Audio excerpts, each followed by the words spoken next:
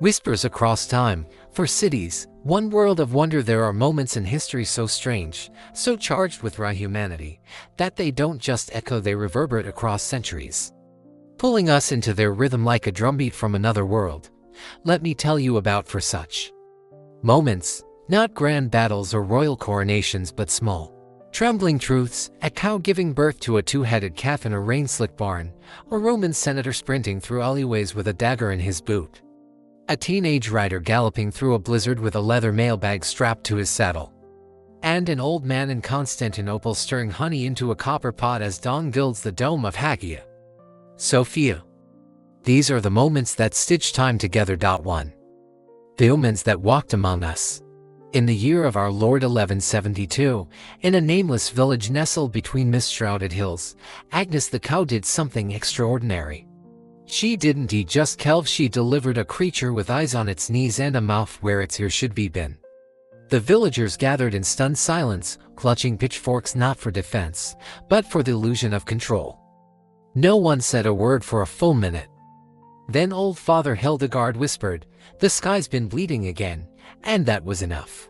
Because you see, in those days, the world wasn't just the world. It was a scroll written in fire, water, and winged omens. When red rain fell, it wasn't dust, it was divine disappointment. When foxfire glowed in the forest, it wasn't fungus, it was drowned souls holding lanterns for the lost. And when a green-skinned child stumbled out of a wolf pit speaking a language of sighs and wind, the villagers didn't summon doctors.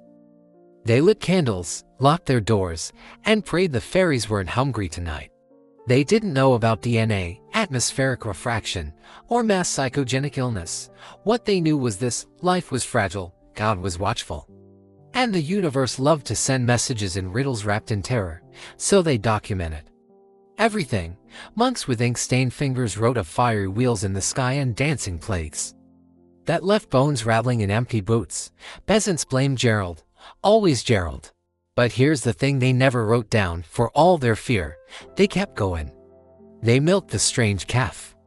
They harvested beans for the green girl. They patched their roofs after the frog storm. Because wonder, even when it terrifies you, is still wonder. And in the Middle Ages, wonder was the only thing that made the plague, the taxes, and the Viking raids bearable.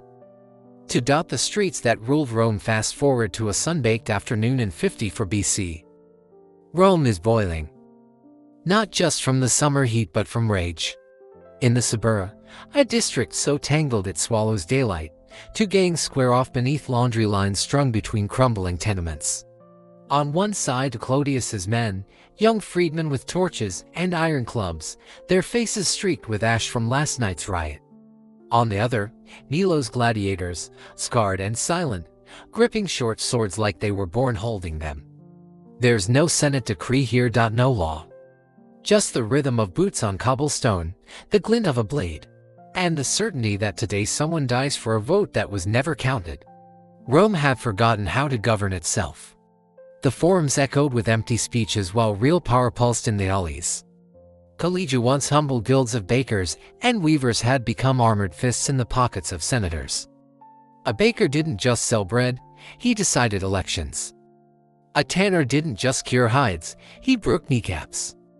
And when Clodius fell on the Appian Way, dragged from Menin by Milo's men and left bleeding in the dust, Rome didn't mourn. It erupted. His corpse was paraded through the streets like a martyr's relic, and the Senate House, home to centuries of debate, was set ablaze with his funeral pyre. Flames licked the statues of Cato and Scipio as if to say, "Your words are ash now. Only force remains." Out of that fire came Pompey, then Augustus, then the Praetorian Guard. Not because Rome wanted an emperor, but because it couldn't bear the chaos of freedom any longer. The gangs had taught the Republic a brutal lesson: if you want control your streets, someone else will. 3. The riders who outran time now shift west 1,800 miles, and 1,900 years later to the rage of a nation tearing itself apart. April 1860. St. Joseph, Missouri. A boy no older than 16 swings into the saddle, his face pale but set. He carries no banner, no weapon but a revolver and a mochila leather mail pouch locked with 4 brass keys. Inside, letters from senators, pleas from lovers, news that California might secede before Lincoln even takes office. He kicks his horse into a gallop. Behind him, a town holds its breath. Ahead, wolves, snow, Paiute warriors, and 150 lonely relay stations space like heartbeat pulses across the void. For the next 10 days, that mailbag will leap from mount to mount, rider to rider, as if passed hand to hand by ghosts. One boy rides through a blizzard so thick he ties himself to the saddle. Another swims a flooded river with the mochila clutched above his head. When stations burn and riders vanish, the line doesn't break, it bends. The Pony Express lasted only 18 months. It lost money from day one. And yet, in that brief flash, it did something miraculous. It stitched a fractured country together with courage and horseflesh. When the telegraph finally hummed to life in 1861, sending messages faster than thought, the riders didn't protest. They simply vanished into the frontier, some to war, some to legend, all to silence. But for those 18 months, they were the pulse of a nation. And sometimes, that's enough. For the city that ate the world finally dawned in Constantinople. Not war, not plague, not prophecy, but breakfast.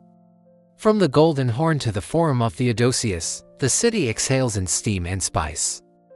A chickpea vendor rattles his iron pan, salt and cumin dancing in the heat. Nearby, a woman dips figs into wine simmered with cinnamon, their skin splitting like secrets.